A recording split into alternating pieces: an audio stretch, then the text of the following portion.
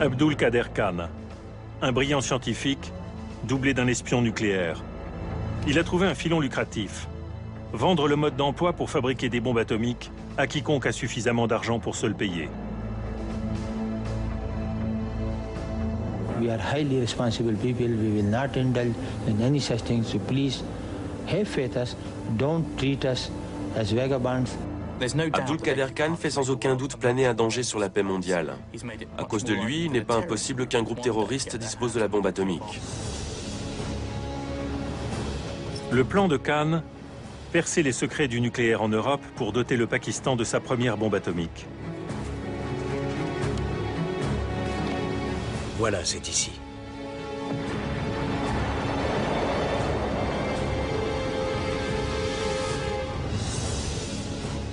Par la suite, il vendra ses informations à la Corée du Nord, à la Libye et à l'Iran.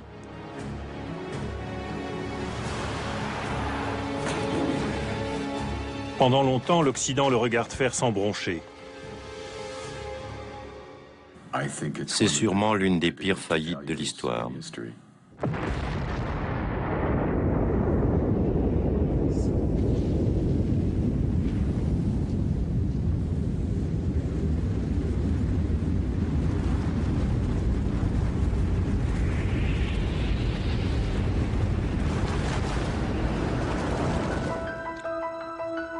Abdul Qader Khan tire les ficelles du plus important réseau clandestin mondial en matière d'activité nucléaire. Il est considéré comme l'homme le plus dangereux de la planète. Khan se trouve en résidence surveillée au Pakistan. Un acteur jouera donc son rôle dans ce documentaire. La carrière ambiguë de Khan débute il y a plus de 35 ans aux Pays-Bas. Il travaille pour Urenco, la plus grande usine nucléaire d'Europe, où ses collègues apprécient son talent et son côté sympathique.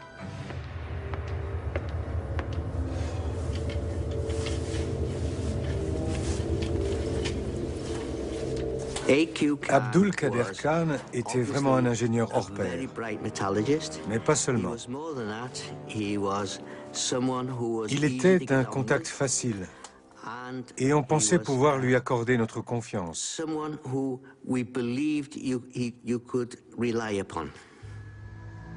Urenco fabrique le combustible pour les centrales nucléaires en Europe grâce à des centrifugeuses.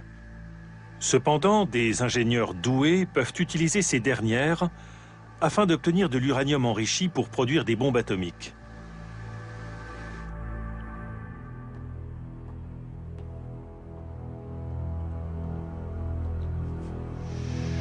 Les plans de ces centrifugeuses sont top secrets.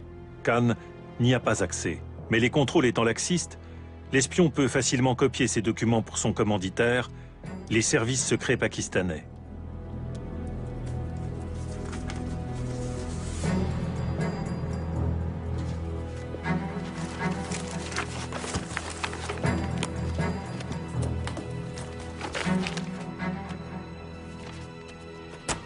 Bonsoir, Dr. Khan.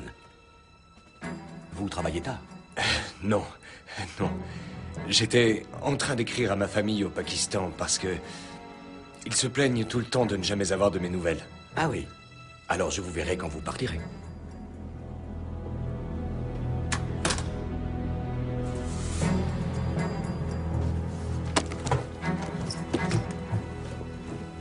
Noël 1975. Au bout de 3 ans chez Urenco, Khan a rempli sa mission. Il s'envole pour le Pakistan avec sa femme originaire des Pays-Bas et ses 2 jeunes enfants. Officiellement, il s'agit de vacances. Mais Khan ne reviendra jamais à l'Urenco. Il faudra des années aux Néerlandais pour comprendre ce qu'il a volé.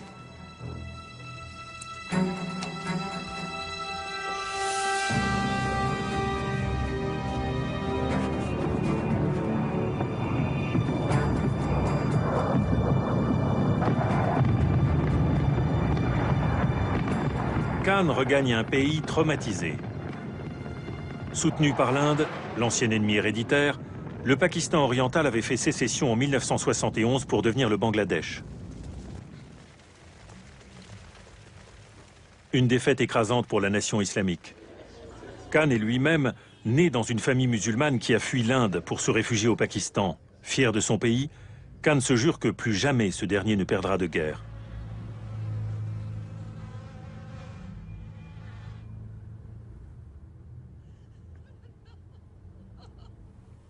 Khan était animé d'un patriotisme et d'un nationalisme forcené.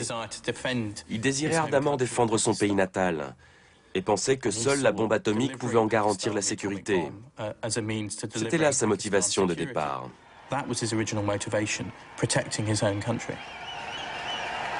Ali Bhutto, le président du Pakistan, veut lui aussi à tout prix la bombe atomique, même si la population doit souffrir de la famine.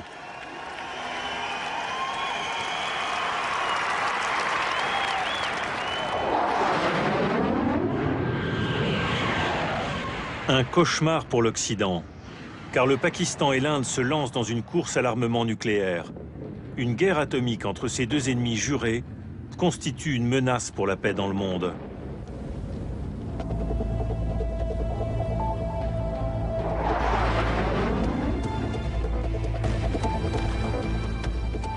En 1976, le président pakistanais confie à Khan la mission de construire en secret une usine nucléaire. Nom de code, Projet 706. Khan choisit un site pas très éloigné de la capitale Islamabad. C'est Kaouta, avec l'Himalaya en toile de fond. Voilà, c'est ici. C'est ici que nous allons nous installer. Son plan est arrêté. C'est ici que le Pakistan construira la première bombe atomique du monde islamique.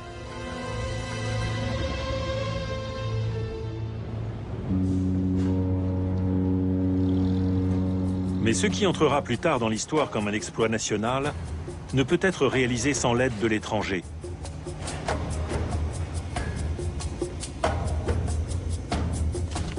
J'ai profité de l'empressement des sociétés occidentales à faire des affaires. Et j'ai décidé d'acheter ce dont j'avais besoin sur le marché libre.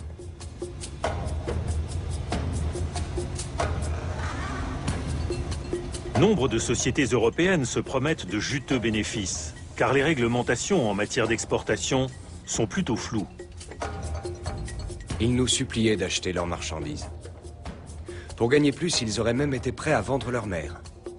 Nous avons trouvé tout ce dont nous avions besoin.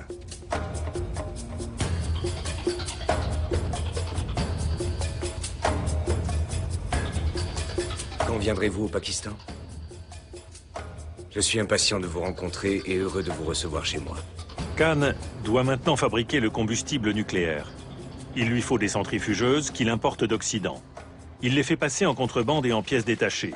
Gotthard Lersch, un homme d'affaires allemand, jouera un rôle important dans cette affaire. Les scènes suivantes, qui évoquent le rôle des membres du réseau Khan, se fondent sur les rapports de services secrets. Voici la liste de ce dont nous avons besoin. Il n'y a pas de problème. Nous fournissons cette technologie à de nombreux clients. Et pour la livraison, vous n'avez pas de difficulté pour exporter la marchandise? Non, ce n'est pas un problème. Nous n'avons pas besoin d'autorisation particulière de notre gouvernement. D'accord. Khan et ses acolytes profitent d'une lacune législative. En effet, dans le nucléaire civil, pour la construction d'une centrale destinée à produire de l'électricité par exemple, les exportations sont autorisées. C'est la faille qui permet à Khan et à ses complices de faire des affaires et de devenir millionnaires. Pour dissimuler les livraisons souvent illégales de ses partenaires, ainsi que la véritable fonction du site de Kaouta, Khan prétend qu'il s'agit d'un centre de recherche nucléaire construit par des Pakistanais. Ce que nous avons accompli à Kaouta est le produit de notre labeur. C'est à nous seuls qu'on le doit. C'est une réussite pakistanaise à 100%. Sans aucun soutien d'autres pays, d'aucune forme. Ce n'est qu'en 1985 que la CIA découvre à quoi sert Kaouta en réalité.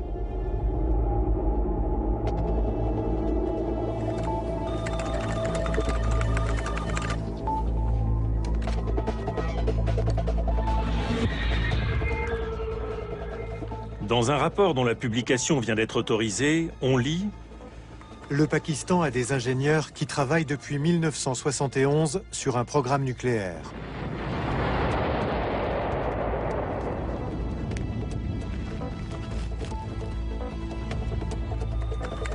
Il développe et teste des matières hautement explosives ainsi que des éléments d'armes atomiques. Lorsque l'Occident fait pression sur le Pakistan pour qu'il suspende son programme nucléaire, Khan répond par une lettre ouverte à la presse allemande. Je voudrais m'insurger contre ce détestable sentiment de supériorité qu'ont les Américains et les Britanniques par rapport au reste du monde. Ces voyous se prennent pour les gardiens du monde désignés par Dieu. Ils amassent des centaines de milliers d'ogives nucléaires et se permettent, sous l'autorité divine, de procéder tous les mois à des essais atomiques. Alors que nous, il suffit qu'on lance un modeste programme pour qu'on nous traite de méchants, de démons.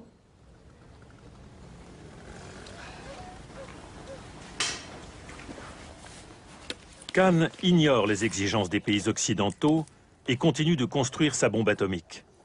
De plus en plus souvent, il se rend en Chine, des agents de l'Ouest sur les talons. Salam alaikum. C'est un grand Khan plaisir attend-il de quelque vous chose de la grande puissance communiste qui dispose du 3e arsenal nucléaire de la planète?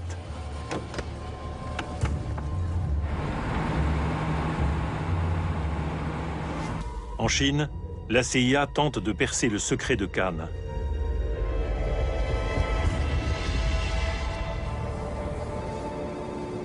Les agents attendent une occasion favorable.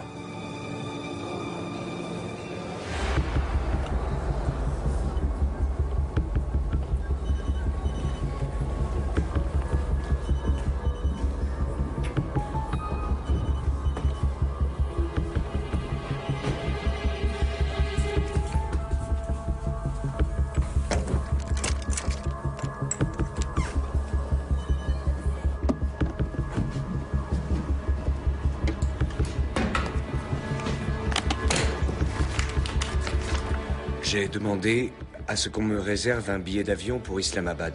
Pourriez-vous vérifier si cela a été fait? Dans la serviette de Khan, les plans chinois d'une bombe atomique.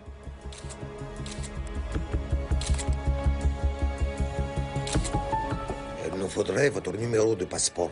Oui.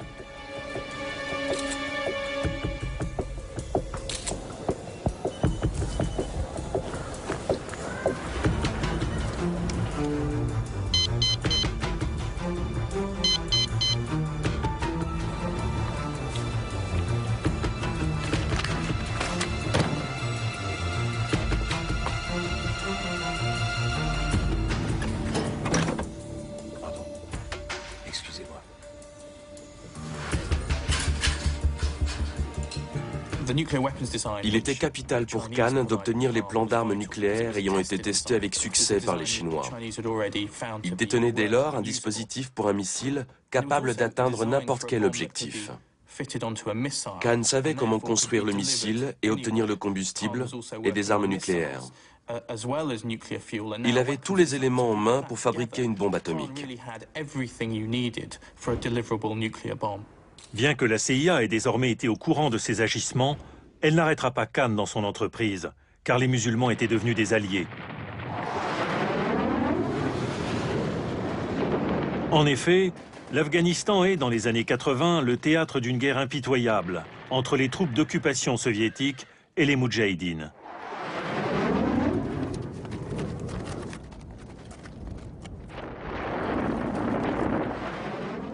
Les États-Unis veulent eux aussi bouter les Soviétiques hors d'Afghanistan et apportent donc leur soutien aux musulmans qui combattent pour la liberté.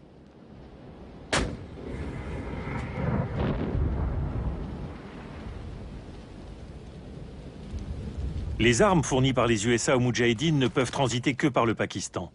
Le prix politique à payer par les Américains est de ne rien entreprendre contre Khan.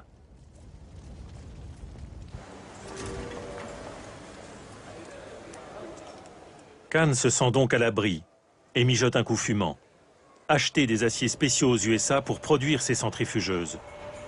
Un homme de paille est chargé de réaliser cette opération illégale. Mais la CIA a vent de ce deal. Monsieur Pervez, douane américaine, vous êtes en état d'arrestation. Quoi? Retournez-vous et mettez les mains dans le dos. Vous avez le droit de garder le silence. Et de demander l'assistance d'un avocat. Baissez la tête, s'il vous plaît. Allez, montez dans la voiture. Mais cette initiative de la CIA est loin de susciter l'enthousiasme à Washington. L'agent de la CIA chargé du dossier s'en souvient encore. Nous venons d'arrêter Pervez.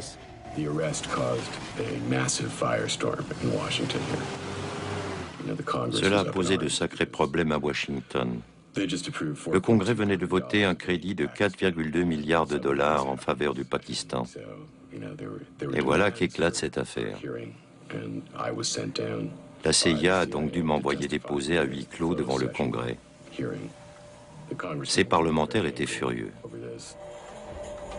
Cette arrestation de Khan ne cadre pas avec la stratégie politique des USA. Pas question de contrarier le Pakistan, un allié essentiel dans la lutte contre les soviétiques en Afghanistan. Khan va pouvoir continuer de travailler en toute sérénité. En 1987, la CIA se voit même interdire de surveiller Khan. Pour lui, les affaires sont de plus en plus florissantes. Il s'agit maintenant de trouver de nouveaux clients.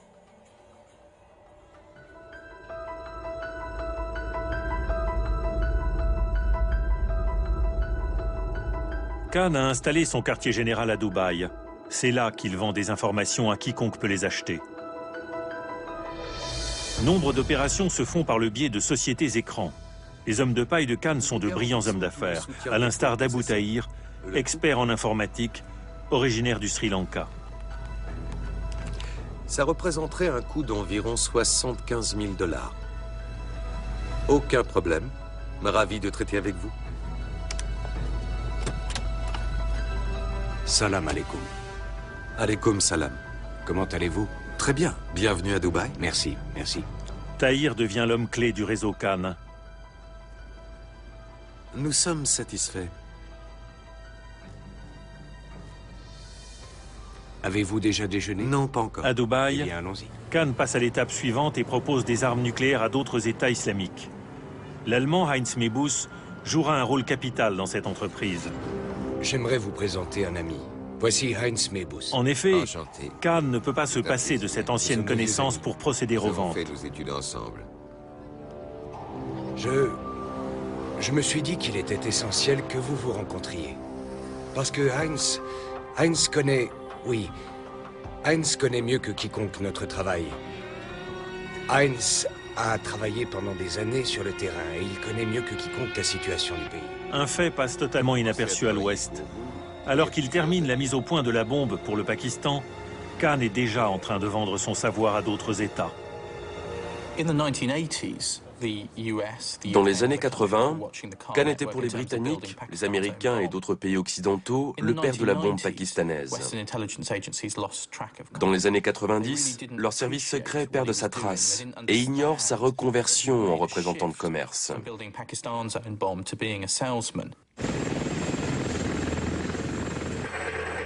Il faudra des années à l'Occident pour découvrir par hasard les trafics de Khan. Après la première guerre du Golfe, en 1991, les inspecteurs de l'ONU sont en quête d'armes de destruction massive en Irak et s'intéressent à la bombe atomique que veut Saddam Hussein.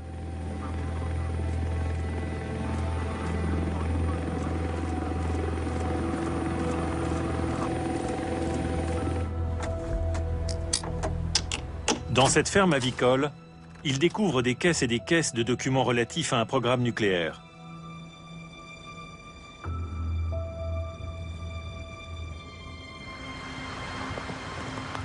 L'Agence internationale de l'énergie atomique à Vienne. C'est ici que sont stockés des dossiers toujours classés top secret, trouvés en Irak. Trevor Edwards y travaille comme inspecteur. Il connaît Khan depuis l'époque où ce dernier vivait aux Pays-Bas. Les documents révèlent l'offre faite par Khan au service secret irakien en 1990.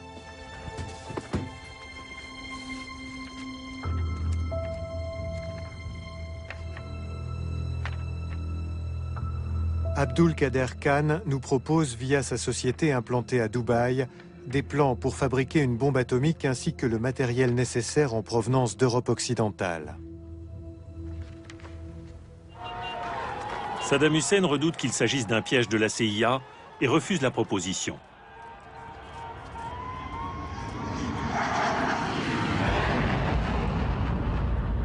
Prétextant que l'Irak détient des armes de destruction massive, les États-Unis et les Britanniques attaquent ce pays.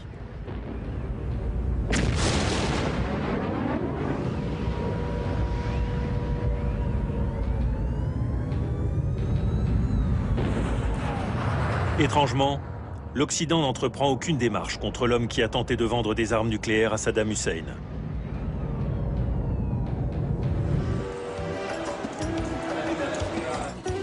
Khan peut continuer à prospérer. Dans les années 90, à la tête de son réseau de trafiquants, il gagne des millions. Il acquiert des biens immobiliers, apprécie les costumes et les chemises taillées sur mesure.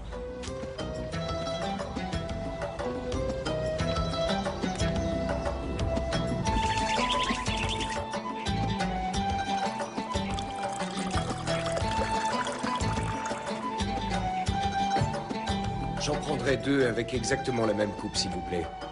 Merci. Je crois que Khan était animé à la fois par l'appât du gain et un certain idéalisme. Il a bien sûr amassé des richesses considérables, mais il avait aussi des motivations idéologiques. D'une part, il éprouvait des ressentiments à l'encontre de l'Occident. D'autre part, il désirait fournir la bombe atomique à un maximum de pays, chacun étant, selon lui, en droit de la détenir pour sa propre sécurité.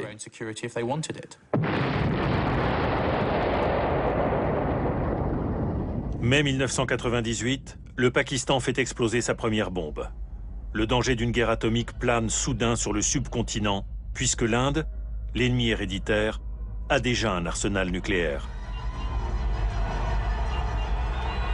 Du jour au lendemain, Khan devient un héros populaire aux yeux des Pakistanais et du monde musulman. Je me souviens comment le président Musharraf a chanté mes louanges devant le peuple. Allah le Tout-Puissant a entendu nos prières. Vous êtes un héros national et vous aurez votre place dans l'histoire de notre pays.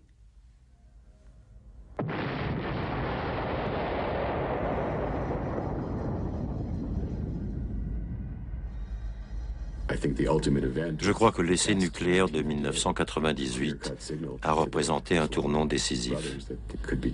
Khan adressait un signal évident à ses coreligionnaires. Lui et d'autres leaders pakistanais faisaient savoir que cette bombe ne bénéficiait pas qu'au Pakistan, mais aussi à d'autres pays. Je crois qu'il y avait dès lors de quoi s'inquiéter. En fabriquant cette arme pour le Pakistan, Khan a augmenté le risque d'une guerre nucléaire en Asie du Sud.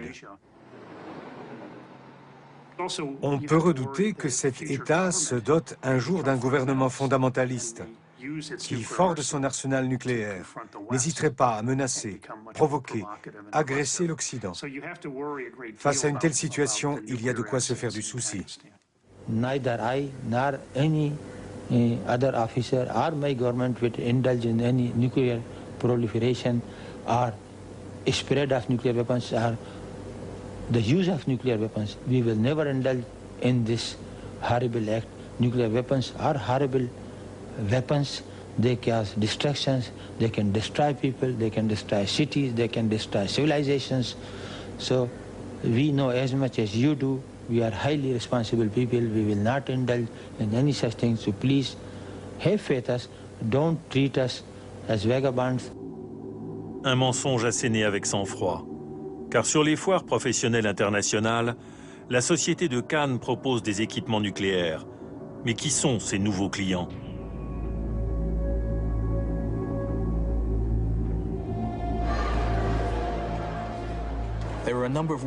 Divers signes auraient dû nous avertir que Khan avait des projets encore plus dangereux. Par exemple, ses nombreux voyages à l'étranger, lors desquels on ignorait ce qu'il faisait. Un de ces déplacements amène Khan en Corée du Nord. Cette dictature communiste brutale veut à tout prix la bombe atomique.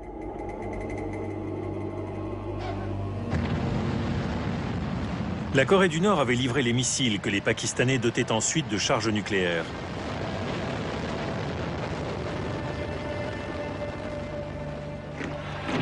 On suppose qu'en contrepartie, Khan devait livrer à la Corée du Nord des centrifugeuses pour fabriquer une bombe.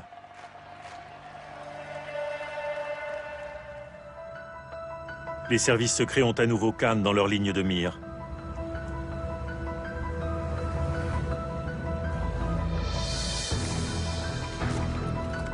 Le MI6 britannique et la CIA décident de créer ensemble un petit groupe d'intervention. Les deux centrales échangeront leurs informations, mais rien ne devra filtrer à l'extérieur. Les agents concernés passent au peigne fin les affaires gérées par Khan et perce bientôt un secret très inquiétant. Le réseau de Cannes est en contact avec le colonel Kadhafi. Or, la Libye est un adversaire déclaré de l'Occident. Elle est même à l'origine d'actes terroristes, dont l'attentat de Lockerbie en 1988, qui fit 270 morts.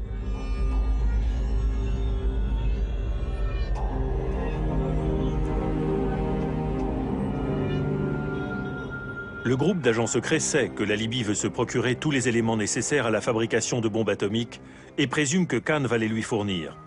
Question cruciale, attendre pour avoir le maximum de preuves ou mettre immédiatement fin aux agissements de Cannes?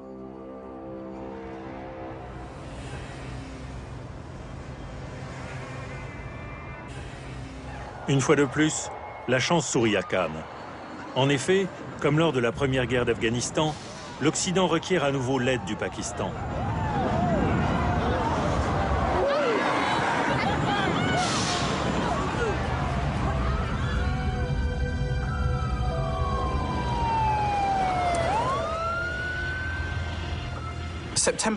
Après les attentats du 11 septembre, l'enquête sur Cannes connaît un sérieux coup d'arrêt. Car le Pakistan est à nouveau un allié capital pour les États-Unis dans la lutte contre Al-Qaïda et la traque d'Oussama Ben Laden. Or, pour confondre Cannes, il aurait fallu que le Pakistan coopère. Mais Cannes étant un héros national dans ce pays, ce n'était pas évident. Les Américains réussissent néanmoins à faire pression sur le Pakistan et obtiennent que le président Musharraf appelle Cannes personnellement. Salam alaikum, Monsieur le Président. C'est un grand honneur pour moi. Non, Monsieur le Président, c'est un voyage de routine pour moi. Je le fais très souvent et vous savez bien qu'il n'y a aucun problème là-bas, aucune raison de s'alarmer.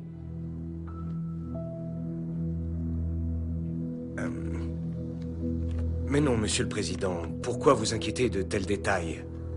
Mais oui, tout se passera bien lorsque je serai là-bas, Inch'Allah.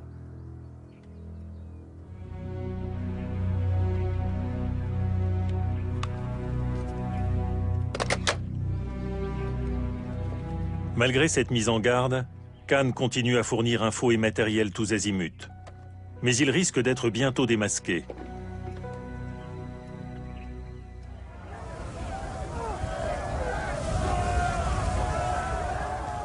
L'Iran, cette république islamique intégriste, rêve elle aussi de détenir la bombe atomique.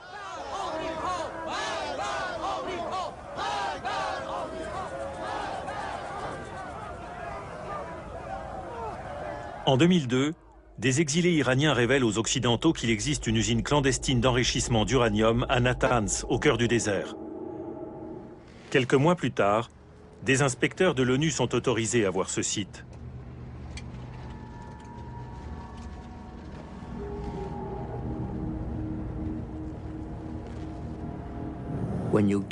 Quand vous arrivez là-bas, vous réalisez immédiatement que tout ce complexe est marqué au coin du secret.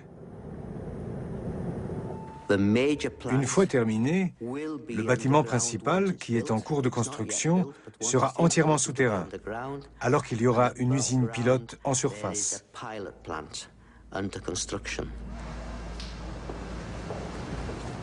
Les Iraniens conduisent les inspecteurs sur le chantier au stade du gros œuvre et expliquent le futur fonctionnement du site lors d'une réunion.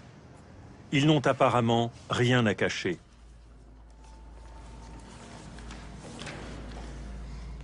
Ils nous ont dit qu'ils avaient tout conçu tout seuls en se servant de l'ensemble des informations disponibles au public. Que ce projet avait pris du temps, 5 ans. Qu'ils avaient surtout eu recours à Internet. Et que ce que nous voyions étaient des centrifugeuses de fabrication 100% iranienne.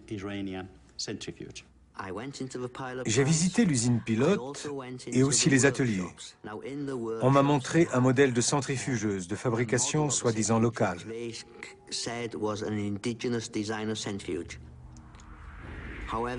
Mais en moins de 10 secondes, j'ai réalisé qu'il s'agissait d'une centrifugeuse utilisée dans les années 70 aux Pays-Bas. Cette technologie, Cannes l'avait découverte dans ce pays et se l'était appropriée. Les émissaires de l'ONU inspectent aussi un autre site industriel, dont les Iraniens affirment qu'il s'agit d'une ancienne usine d'horlogerie.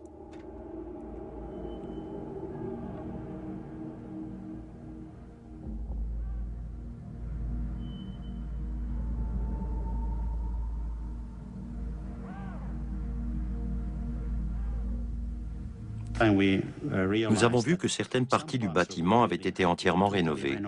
On avait supprimé l'ancien système de ventilation, posé de beaux carreaux tout neufs sur les sols et sur les murs.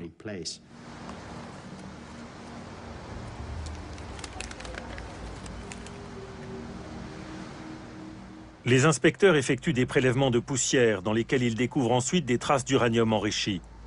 Or, les Iraniens ne peuvent avoir conçu seuls des centrifugeuses pour ce faire. Il est évident qu'ils mentent.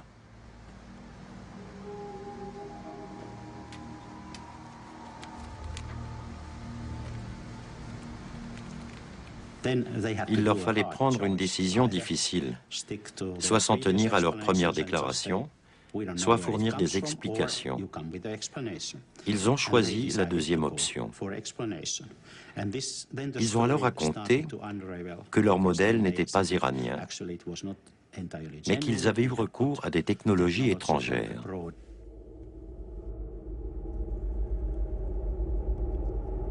À la grande stupéfaction des inspecteurs, les Iraniens donnent le nom du fournisseur, Abdulkader Khan. Des contacts réguliers avaient lieu depuis 16 ans. Tout avait commencé en 1987, ici, à Dubaï.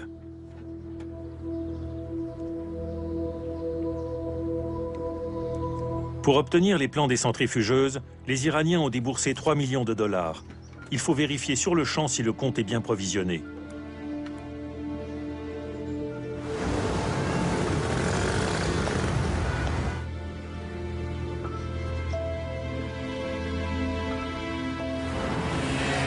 Le chèque n'est pas en bois. L'Iran remercie Tahir et Khan de l'aider à devenir une puissance nucléaire. Chers amis, je suis ravi que nous fassions affaire ensemble.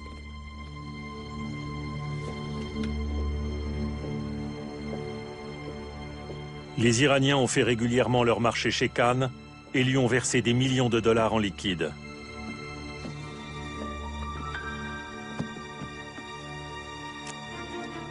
La CIA ignore tout de cette coopération. Il faudra les inspecteurs de l'ONU pour révéler les graves manquements des services secrets. Libye. En 2003, le colonel Kadhafi déclare être prêt à renoncer à la construction de bombes atomiques si l'Occident lève le blocus imposé à son pays. Tandis que les dirigeants politiques réfléchissent lors de négociations secrètes à la proposition de Kadhafi, le groupe d'agents anglo-américains renforce la pression sur Khan.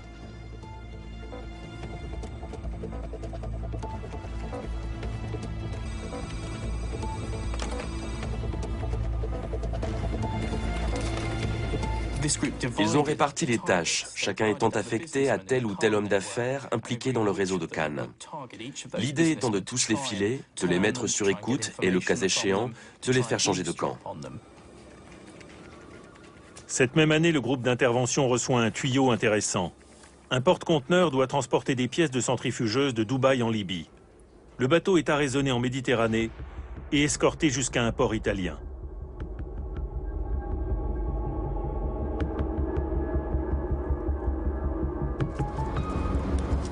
Les experts de la CIA et du MI6 examinent de près le chargement.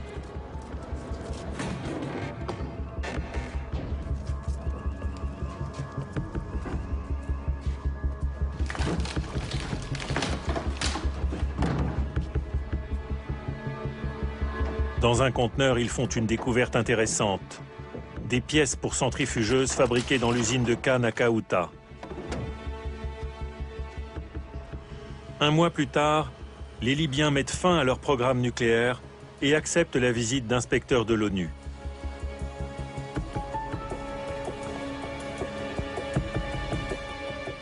Ils ont avoué sans embâche qu'ils étaient en contact avec Khan pour des livraisons et qu'ils le rencontraient depuis le milieu des années 90. Excellente entrée en matière pour nous.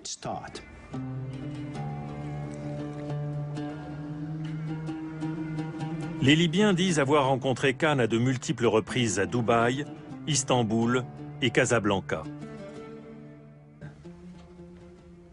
Veuillez prendre place, je vous en prie.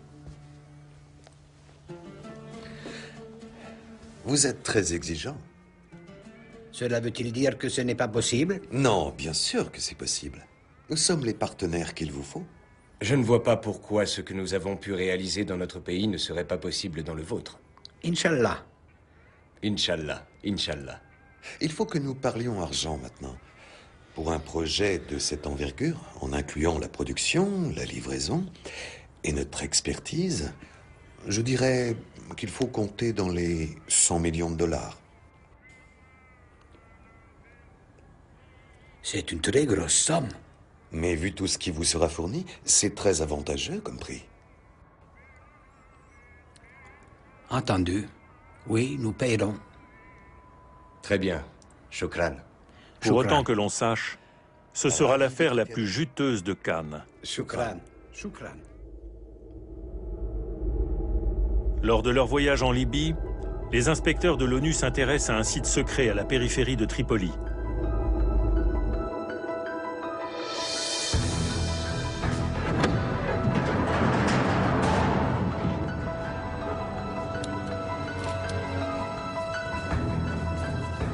Ils y découvrent des pompes à vide et des rotors pour équiper des centrifugeuses qui ont été fabriquées à Ceuta, ainsi que des pièces de précision provenant d'autres usines du réseau de Cannes.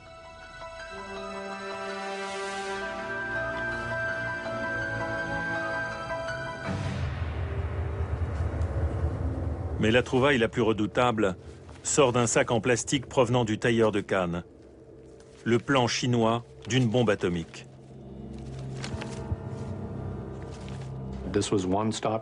Toute la chaîne était prévue, de l'enrichissement de l'uranium au plan pour des têtes nucléaires. Que n'importe qui puisse se procurer tout ça chez un seul fournisseur devenait intolérable. Il fallait y mettre un terme. Les investigations menées en Libye déclenchent la panique dans le réseau de Cannes. Non, écoutez-moi. Écoutez. Il faut absolument, cela est capital, que vous détruisiez tout ce qui concerne la Libye. Oui, tous les documents, tous les emails, absolument tout.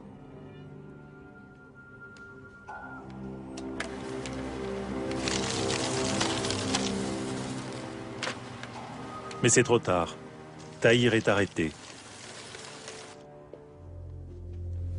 Désormais, le gouvernement pakistanais ne peut plus couvrir Cannes. Le père de la bombe atomique des musulmans est contraint de s'excuser publiquement à la télévision pakistanaise. Il doit avouer qu'il a trahi les secrets nucléaires de son pays pour s'enrichir. Mes très chers frères et sœurs, la plupart des faits qui m'ont été reprochés sont vrais et exacts. J'ai de mon plein gré choisi de m'adresser à vous pour présenter mes plus profonds regrets, ainsi que mes excuses les plus sincères face à une nation traumatisée.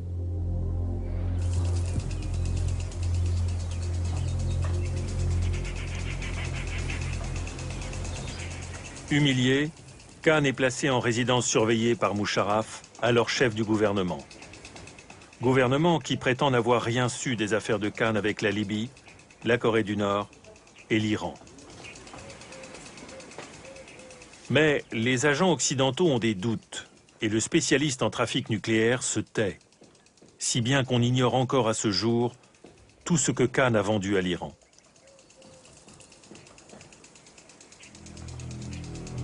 C'est pourquoi l'usine d'uranium au cœur du désert à Natanz reste un enjeu diplomatique de taille. Les experts occidentaux continuent de penser que l'uranium enrichi là-bas doit permettre de produire des bombes atomiques.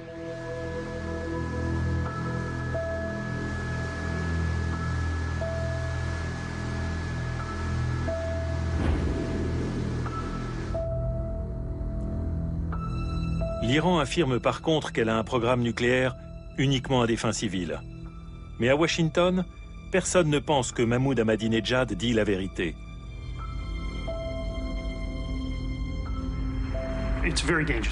C'est très dangereux si l'Iran détient la bombe. J'ajoute que s'il n'y avait pas eu ce Khan la crise actuelle n'existerait pas. L'Iran n'aurait pas été en mesure de mener à bien la fabrication de centrifugeuses à gaz sans l'aide de ce monsieur et de ses acolytes. C'est vraiment à Khan qu'on peut imputer la responsabilité de cette crise.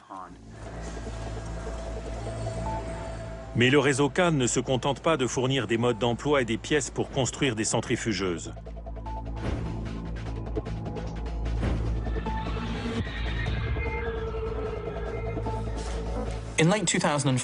Lorsque fin 2005, des inspecteurs de l'AIEA analysent divers dossiers à Téhéran, ils tombent sur des documents très révélateurs.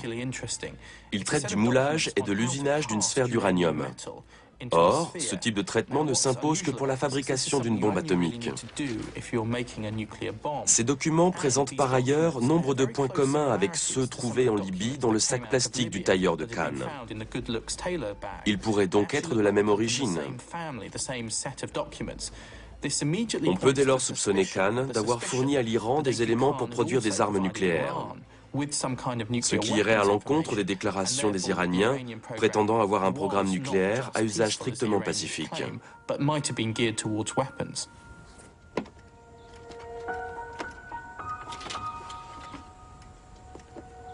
Début 2009, Khan n'est plus en résidence surveillée, mais n'est pas autorisé à quitter le Pakistan. Il a débuté sa douteuse carrière en trahissant des collègues et en volant des documents top secrets. Son héritage menace aujourd'hui encore la paix mondiale. Nombre de questions à son sujet demeurent encore sans réponse, car personne n'a accès ni à lui, ni à ses carnets qu'il tient sous clé depuis 30 ans.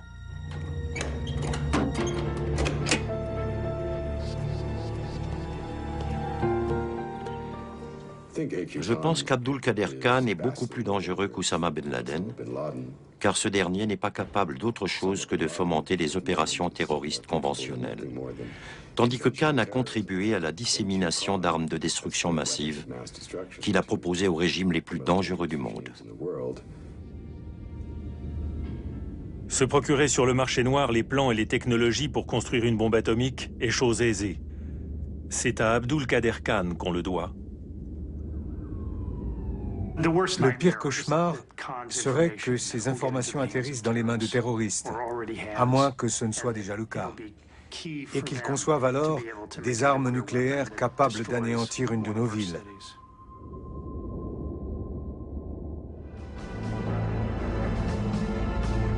Dans un instant, les minutes nécessaires de géopolitique. Le sujet, les îles à déchets. Suivra un divertissement, un tantinet plus léger, sur la télévision des Costa-Ricains.